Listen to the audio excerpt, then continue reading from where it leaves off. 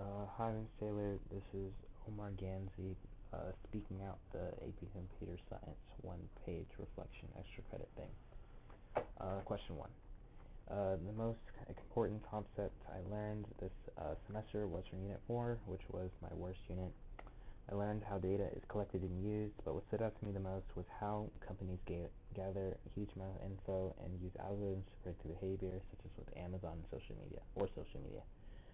Basically, companies collect huge sums of data through various sources, and through machine learning and algorithms, interpret this large-scale data to predict events such as the weather or what you'd like to watch at 3 a.m. Understanding this made me more aware of how my own data across the internet is being used and interpreted.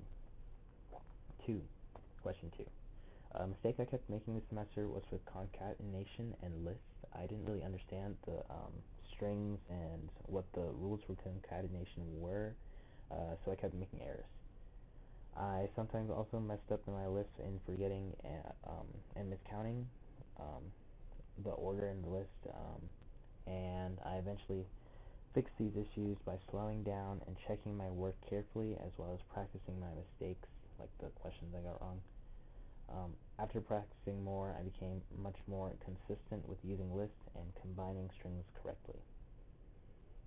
And then question 3, it has the code. I think the code on the thing might be good enough, and it'd be hard for me to speak out loud, so I'm just gonna go skip to the questions.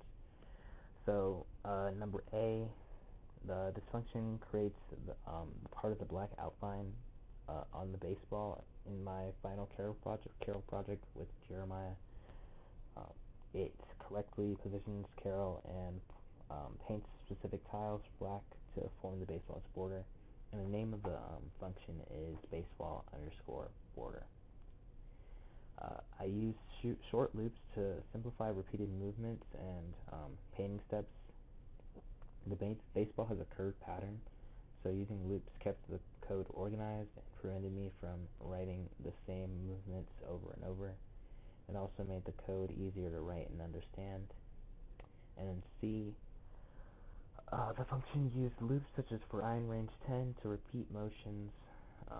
These loops allowed Carol to move or paint multiple times efficiently. Without loops, the code would be much longer and harder to debug. Yep.